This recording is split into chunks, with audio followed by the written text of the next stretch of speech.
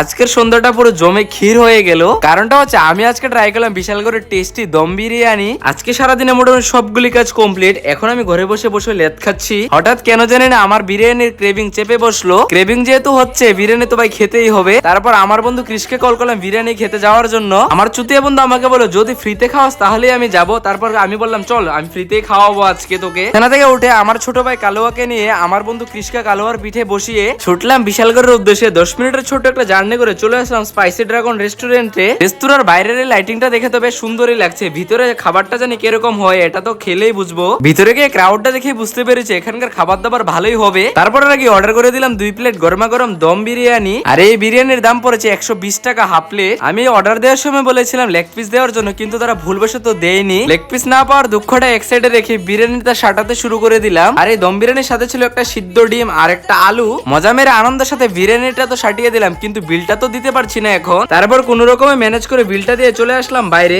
এখন বন্ধু নিয়ে আসলো সুগার ফ্রি কোল্ড ড্রিঙ্ক। এখন আমি কোল্ড ড্রিঙ্কস খেয়ে মাথা ঠান্ডা করে যাই বাড়িতে। তোমরা ততক্ষণ এই চ্যানেল নতুন হলে চ্যানেলটা সাবস্ক্রাইব করে ব্লগে একটা লাইক করে সুন্দর একটা কমেন্ট করে দিয়ে যাও।